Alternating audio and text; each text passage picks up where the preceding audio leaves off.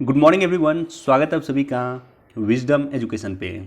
आज 25 दिसंबर 2021 है। दैनिक जागरण के राष्ट्रीय संस्करण का कंप्लीट न्यूज़ एनालिसिस करेंगे जो यूपीएससी, स्टेट पीसीएस या किसी भी वनडे एग्जाम के प्रीलिम्स, मेंस और इंटरव्यू तीनों ही पर्सपेक्टिव से इंपॉर्टेंट होगा। तो आगे बढ़ने से पहले हमारे चैनल पे नए हैं तो सब्सक्राइब कर दें। अपने दोस्तों के साथ, कलीग के साथ जो भी यूपीएससी की तैयारी कर रहे हैं, स्टेट पीसीएस की तैयारी कर रहे हैं, किसी वनडे एग्जाम की तैयारी कर रहे हैं, उनके साथ ज़रूर शेयर कर दें। कोई क्वेश्चन पूछना चाहते हैं, कोई सुझाव देना चाहते हैं, कमेंट सेक्शन में दे सकते हैं। साथ ही साथ वीडियो को लाइक कर दें। और आप सभी को मुझसे अगर कोई प्रश्न पूछना है तो जाकर के इंस्टाग्राम ज्वाइन कर सकते हैं। वहाँ पे हमसे कोई क्वेश्चन पूछना चाहते हैं आप पूछ सकते हैं। और साथ ही साथ टेलीग्राम चैनल जरूर ज्वाइन कर लें। प्रत्येक दिन दैनिक जागरण के राष्ट्रीय संस्करण का पीडीएफ, जो इंपॉर्टेंट पीडीएफ होता है, जो इंपॉर्टेंट न्यूज़ होता है, उसको इस तरह से टिक करके मैं टेलीग्राम पे प्रोवाइड करता हूँ। देखो, आज 25 दिसंबर है और 25 दिसंबर सबसे पहले आप सभी को मैरी क्रिसमस की ढेर सारी बधाई। तो आज क्रिसमस है और साथ ही साथ 25 दिसंबर को भारत सरकार के द्वारा सुशासन दिवस मनाया जाता है। सुशासन दिवस क्यों आज ही के दिन मनाया जाता है, उसका रीज़न है कि 25 दिसंबर को ही अटल बिहारी वाजपेयी की जन्मदिवस है और उन्हीं के जन्मदिवस के अवसर पर सुशासन दिवस मनाया जाता है। चलो, आप सभी के लिए आज का क्वेश्चन कमेंट सेक्शन में सभी लोग इस क्वेश्चन का जवाब हमें दे। वीडियो के आखिर में इस पर डिस्कस कर दूंगा और ये महत्व क्यों है इसका। आज मुझे एक एडिटोरियल डिस्कस करना है आपके साथ और वहाँ भी मैं ये जो टॉपिक है, इस टॉपिक को वहाँ भी मैं डिस्कस करूँगा आपके साथ। ग्लोबल इनोवेशन इंडेक्स 2021 में भारत का क्या स्थान है? ऑप्शन ए है 43rd, ऑप्शन बी है 46, ऑप्शन सी है 48 या ऑप्शन डी है 52। सभी लोग वीडियो को पॉज करके कमेंट सेक्शन में इसका आंसर हमें देंगे। वीडियो के आखिर में मैं इस पर डिस्कस कर दूंगा और साथ ही साथ इसका रिलेवेंट क्यों है, ये क्वेश्चन इंपॉर्टेंट क्यों है, उसका भी मैं डिस्कस कर दूंगा। देखो, फर्स्ट पेज पे ऐसा कोई इंपॉर्टेंट न्यूज़ नहीं है। इस न्यूज़ को एक बार आप लोग देख सकते हैं, लेकिन ये भी उतना इंपॉर्टेंट न्यूज़ नहीं है। कोरोना के बारे में डेली पेपर में आता है, डेली आपको पढ़ने की जरूरत नहीं है। कोरोना हमारे देश में सामाजिक, आर्थिक, राजनीतिक परिवर्तन किस तरह से किया, वैश्विक परिवर्तन किस तरह से किया, उसका एक डिटेल आपके पास नोट होना चाहिए। सोसाइटी पे किस तरह से इम्पैक्ट हुआ है, इकोनॉमी पे किस तरह से इम्पैक्ट हुआ है, फॉरेन रिलेशन पे किस तरह से इम्पैक्ट हुआ है, इसका पर्यावरण पे किस तरह से इम्पैक्ट हुआ है। तो ये सारे के सारे इम्पैक्ट आपको कोरोना का पता होना चाहिए। मेंस पर्सपेक्टिव से इंपॉर्टेंट है। इस न्यूज़ में बहुत इंपॉर्टेंट तो कुछ नहीं है, लेकिन एक बार इसको देख सकते हैं। फर्स्ट पेज पे एज सच कोई इंपॉर्टेंट न्यूज़ आज है नहीं। सेकेंड पेज पे भी कोई इंपॉर्टेंट न्यूज़ नॉर्मली होता नहीं है, क्योंकि सेकेंड पेज पूरा डेडिकेटेड होता है दिल्ली से संबंधित न्यूज़ होता है, इसलिए बहुत ज़्यादा इंपॉर्टेंट न्यूज़ सेकेंड पेज पे भी नहीं होता। अच्छा, थर्ड पेज पे देखोगे राजनीतिक है, तो थर्ड पेज भी बहुत ज़्यादा इंपॉर्टेंट नहीं है। इसको एक बार देख सकते हैं। क्षेत्रीय समस्याएं दरकिनार नहीं कर सकेंगे उच्च शिक्षण संस्थान। देखो, ये अधिक इंपॉर्टेंट नहीं है न्यूज़, लेकिन इसका बैकग्राउंड काफ़ी इंपॉर्टेंट है। बैकग्राउंड आपके लिए इंपॉर्टेंट ये है कि उच्च शिक्षा के डेवलपमेंट के लिए भारत सरकार ने अभी तक क्या प्रयास किया। मैं डिटेल से एनालिसिस नहीं कर रहा हूँ, आज मेरे पास समय की कमी है, लेकिन आपके पास एक कॉन्क्रीट नोट होना चाहिए कि शिक्षा के डेवलपमेंट और पर्टिकुलरली उच्च शिक्षा के डेवलपमेंट के लिए भारत सरकार ने अभी तक क्या क्या प्रयास किए हैं और अभी तक उच्च शिक्षा में क्या क्या खामियां रह गई है।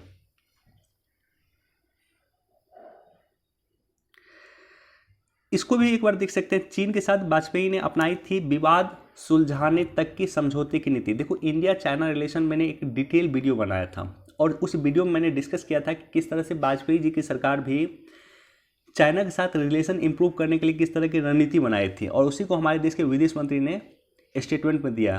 तो इंडिया चाइना रिलेशन का हमारा वीडियो नहीं देखे हो तो जाकर के देख लेना। मैं उसको टेलीग्राम चैनल पे भी पोस्ट कर दूंगा, वहाँ से भी आप देख सकते हैं। या फॉरेन अफेयर से एक अलग से मैंने फॉरेन अफेयर के नाम से एक अलग प्लेलिस्ट बनाया है। वहाँ पे जो विदेशी संबंध से रिलेटेड जो भी वीडियो डिस्कस करता हूँ मैं वहाँ पे डाल देता हूँ, तो वहाँ से भी जाकर के आप देख सकते हैं। स्थानीय निकाय में ओबीसी कोटा को महाराष्ट्र विधानसभा की मंजूरी। ओबीसी को 27% जो आरक्षण मिलता है वो स्थानीय निकाय में भी इस तरह का मंजूरी महाराष्ट्र सरकार दिया है। स्टेट पीसीएस में वनडे एग्जाम में डायरेक्टली क्वेश्चन पूछ सकता है कि किस राज्य सरकार की स्थानीय निकाय ने ओबीसी कोटा को मंजूरी दिया है। तो महाराष्ट्र सरकार की स्थानीय निकाय में ओबीसी कोटा को मंजूरी दिया गया।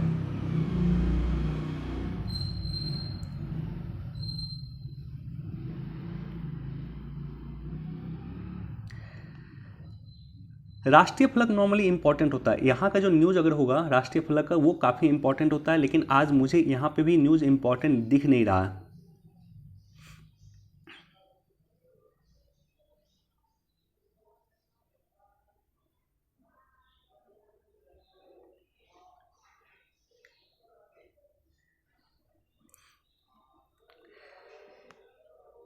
पीयूष गोयल ने कहा सरकार लीगल मेट्रोलॉजी एक्ट के समझौते की जल्द करेगी अंतिम रूप, अभियान चला के खत्म करे उपभोक्ता विवाद।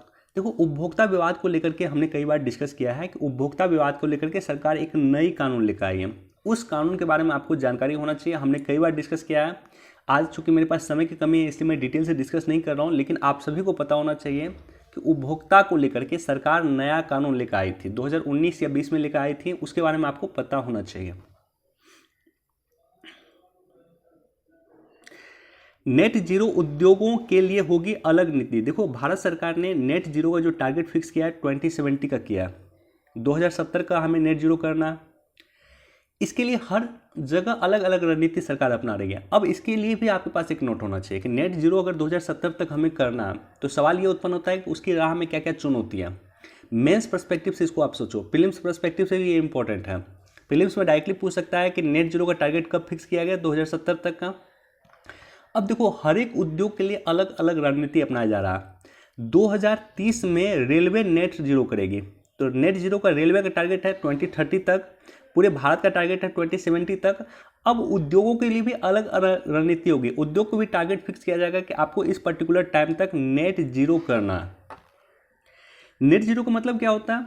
नेट जीरो का मतलब होता है कि जो कार्बन इमिशन हम करते हैं, जितना कार्बन इमिशन करते हैं, मान लेते हैं कि 1 टन हमने कार्बन इमिशन किया, तो 1 टन कार्बन एब्जॉर्ब करने की कैपेसिटी भी हमारे पास होना चाहिए, उसे ही कहा जाएगा नेट जीरो।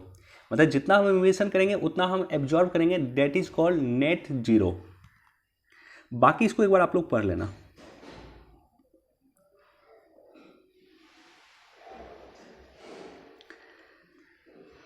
इसको एक बार देख सकते हैं, वन टाइम के लिए पढ़ सकते हैं।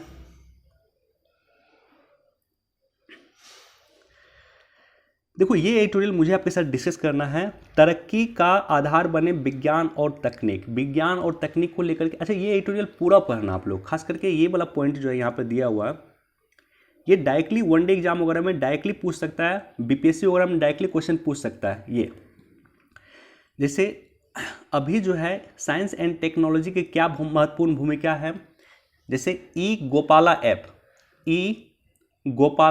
ऐप किसने लॉन्च किया है, तो डायरेक्टली आपसे पूछ सकता है बीपीएससी वगैरह, स्टेट पीसीएस। ई गोपाला ऐप जो है राष्ट्रीय डेयरी विकास बोर्ड के द्वारा लॉन्च किया गया है। इसी तरह से यहाँ पे चर्चा है उद्यम सारथी पोर्टल भी लॉन्च किया गया है, राइट। उत्तर प्रदेश सरकार द्वारा युवाओं के स्वरोजगार और सरकारी नौकरी से जुड़ी तमाम जानकारी के लिए उद्यम सारथी ऐप लॉन्च किया गया है। इसी तरह से ई श्रम पोर्टल लगातार मैं डिस्कस करता हूं, और संगठित क्षेत्र के जो भी व्यक्ति हैं उस व्यक्ति का रजिस्ट्रेशन करने के लिए, चूंकि कोरोना के समय में हमारे पास सरकार चाहती थी कि असंगठित क्षेत्र के लोगों की मदद करे। आपने देखा होगा कि लाखों लोगों का पलायन हो रहा था कोरोना के समय में, लाखों मजदूर यहाँ से वहाँ जा रहे थे, पैदल चल रहे थे हजारों किलोमीटर। सरकार उसकी मदद करना चाहती थी, लेकिन सरकार के पास डाटा नहीं था। तो उसके बाद सरकार जगी और सरकार ने ई श्रम पोर्टल लॉन्च किया, और अभी तक 8 करोड़ से अधिक लोगों रजिस्टर्ड कर चुके हैं ई श्रम पोर्टल पे। ई श्रम पोर्टल पे सरकार के पास डाटा होगा तो सरकार उन लोगों की मदद कर पाएगी अगर इस तरह का कोई डिजास्टर हुआ, और साथ ही साथ ई श्रम पोर्टल के माध्यम से सरकार उनको रोजगार भी उपलब्ध करवा रही है। सरकार के पास डाटा है कि कौन कंपनी के पास क्या रोजगार चाहिए, उसके अनुसार उस 8 करोड़ व्यक्ति को सरकार रिपोर्ट करती है जिसका जो टैलेंट है। तो ये भी आपको पता होना चाहिए। वरिष्ठ नागरिकों की सहायता के लिए अपना सेग नामक पोर्टल को लॉन्च किया गया है सामाजिक न्याय और अधिकारिता मंत्रालय के द्वारा। कारोबार को आसान कराने के लिए परिश्रम नामक पोर्टल का शुरुआत किया गया है। इसी तरह से उड़ीसा सरकार ने इस तरह का पोर्टल शुरू किया, परिश्रम नामक पोर्टल, कारोबार को सुगम बनाने के लिए। तो कहाँ पे क्या क्या सरकार के द्वारा किया गया है, ये यहाँ पे इंफॉर्मेशन दिया गया है। योगा प्रोटोकॉल एप्लीकेशन के तहत वाई ब्रेक नामक एप्लीकेशन की शुरुआत किया गया है। उसके बाद सीबीएसई के द्वारा दोस्त फॉर लाइफ, दोस्त फॉर लाइफ, ये क्वेश्चन मैं देखा हूँ कि कई स्टेट पीसीएस में क्वेश्चन पूछा है। दोस्त फॉर लाइफ ये सीबीएसई के द्वारा शुरू किया गया है। इसी तरह से अगर आप यहाँ पे देखोगे, संगम नामक पोर्टल शिक्षा मंत्रालय के द्वारा शुरू किया गया है। और प्रगति, ये क्वेश्चन में पूछा है, प्रगति मोबाइल ऐप किसने लॉन्च किया है, तो एलआईसी के द्वारा लॉन्च किया गया। तो ये सारा का सारा प्रीलिम्स पर्सपेक्टिव से इंपॉर्टेंट है, मैंने सबको हाईलाइट करके प्रोवाइड किया है, इसको आप लोग पूरा पढ़ लेना। अब देख तो लौटते हैं मेंस पर्सपेक्टिव से। चूंकि डिस्कशन जो करता हूं मैं कोशिश करता हूं मेंस पर्सपेक्टिव से पहले आपको चीज़ें समझ में आनी चाहिए, राइट। मेंस पर्सपेक्टिव मतलब होता है उसका कॉन्क्रीट पता होना चाहिए उस चीज़ों के बारे में। देखो ये न्यूज़ संबंधित है 7वें राष्ट्रीय विज्ञान महोत्सव। 7वां राष्ट्रीय विज्ञान महोत्सव डायरेक्टली आपसे पूछ सकता है कहाँ पे आयोजित किया गया, तो गोवा में आयोजित किया गया। परमाणु ऊर्जा विभाग, विज्ञान और प्रौद्योगिकी विभाग, औद्योगिक अनुसंधान परिषद द्वारा मिलकर इसका आयोजन किया गया है। राष्ट्रीय विज्ञान महोत्सव 7वां, जिसका आयोजन गोवा के पणजी में किया गया। इसका थीम था समृद्ध भारत के लिए विज्ञान, प्रौद्योगिकी, नवाचार और रचनात्मकता में जश्न मनाना। अच्छा, कुछ इंपॉर्टेंट डाटा का चर्चा किया गया। एक तो ये किया गया है कि 2014 से 21 तक 572% पेटेंट में वृद्धि हुई है, यानी अब अधिक से अधिक लोग पेटेंट करवा रहे हैं। पेटेंट मतलब इनोवेशन करते हैं पहले, और इनोवेशन करने के बाद वो अपना पेटेंट करवाते हैं। ग्लोबल इनोवेशन इंडेक्स में 46 नंबर पे भारत का स्थान है। और आर्टिफिशियल इंटेलिजेंस में इंपॉर्टेंट डाटा है कि आर्टिफिशियल इंटेलिजेंस में 2025 तक भारत की जीडीपी ग्रोथ रेट 1.3% हो जाएगी, यानी जो हमारा जीडीपी ग्रोथ रेट है वो 1.3% बढ़ जाएगा 2025 तक आर्टिफिशियल इंटेलिजेंस के कारण। तो ये डाटा है। अब देखो आर्टिफिशियल इंटेलिजेंस से आप लोगों को पता होना चाहिए, चूंकि यूपीएससी में और स्टेट पीसीएस में दोनों जगह मैं देख रहा हूँ चौथी औद्योगिक क्रांति के बारे में लगातार क्वेश्चन पूछ रहा है। आप सभी को ये बात समझ में आनी चाहिए, या आपको इसका पता होना चाहिए कि हम पहली औद्योगिक क्रांति में भाग नहीं लिए, दूसरी औद्योगिक क्रांति में भी भारत भाग नहीं लिया, तीसरी औद्योगिक क्रांति से भी भारत अछूता रहा। भारत के पास एक मौका है कि चौथी औद्योगिक क्रांति में भारत लीड करे, राइट। और लीड करने के लिए चौथी औद्योगिक क्रांति का क्या क्या पार्ट है, तो उसका पार्ट है बिटकॉइन, उसके बाद ब्लॉकचेन टेक्नोलॉजी। बिटकॉइन जो काम करता है बेसिकली वो ब्लॉकचेन टेक्नोलॉजी पे काम करता है। Machine learning, robotics, 3D printing, augmented reality, artificial intelligence, internet of things, ये सारा का सारा जो पार्ट है ये चौथी औद्योगिक क्रांति का पार्ट है।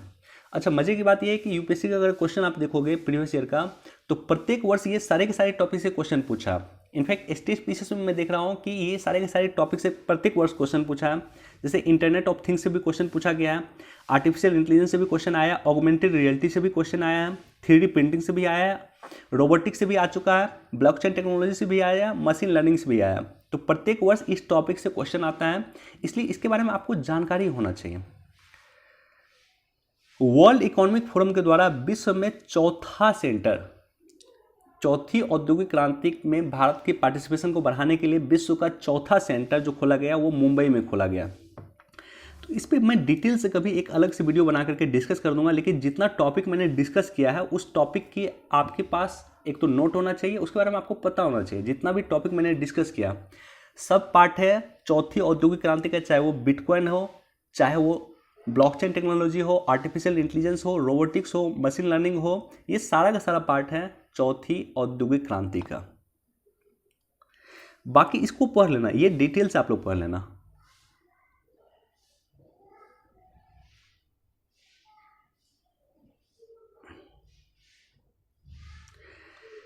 देखो वनडे एग्जाम में पूछा जा सकता है चीन की मदद से सऊदी अरब बना रहा है बैलिस्टिक मिसाइल, राइट।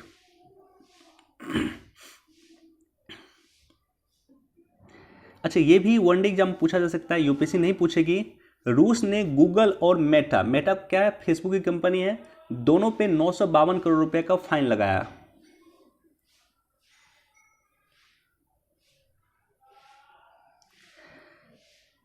तालिबान की सीमा पे लगी तार बार हटाने से गरमाई पाकिस्तानी राजनीतिक। देखो हो क्या रहा है, हो ये रहा है कि पाकिस्तान जो है डूरंड लाइन को मानता है। डूरंड लाइन पाकिस्तान और अफगानिस्तान के बीच में लाइन है। अफगानिस्तान इसको तस्लीम नहीं करता। तालिबान इसको तस्लीम नहीं करता। तो ऐसी कंडीशन में यहाँ पे जो फेंसिंग लगा हुआ था, इस फेंसिंग को तालिबान के द्वारा हटाया गया और बीच में इसके बाद जो है झड़प हुआ पाकिस्तान के आर्मी के साथ तालिबान के द्वारा। तो ऐसी कंडीशन में पाकिस्तान में राजनीति गरमाई कि जिस तालिबान की हम मदद कर रहे हैं, जिस तालिबान का सृजन हमने किया है, वो आज हमें ही काट रहा है। देखो, आपको मानना होगा कि अपने घर में अगर आप सांप पालोगे तो सांप सबसे पहले आप ही को काटेगा। तो यही कुछ हो रहा है पाकिस्तान में।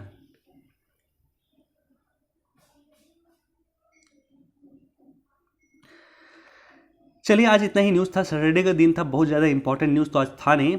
एडिटोरियल काफ़ी इंपॉर्टेंट था, उसको आप लोग अच्छे से पढ़ना।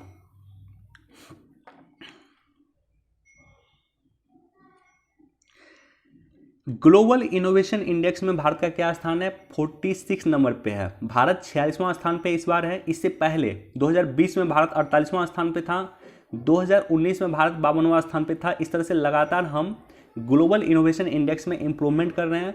46वां 21 में है, 48वां जो था 2020 में था और 52वां था 2019 में। तो ग्लोबल इनोवेशन इंडेक्स में नवाचार में हम लगातार इंप्रूव कर रहे हैं। इसको लेकर के एडिटोरियल भी था, मैंने वहाँ भी आपके साथ डिस्कस किया था। और चूंकि बजट में अपने भाषण के दौरान इसकी चर्चा किया गया था माननीय वित्त मंत्री के द्वारा, इसलिए एग्जाम पर्सपेक्टिव से सबसे इम्पॉर्टेंट इंडेक्स में आपको ग्लोबल इनोवेशन इंडेक्स है, जिसमें भारत का नंबर है 46, 46वां स्थान पे। इसलिए इसका एग्जैक्ट आंसर हो जाएगा ऑप्शन बी। चलिए, वीडियो देखने के लिए आप सभी का धन्यवाद। Thank you so much. Please do like, share and subscribe. Thank you.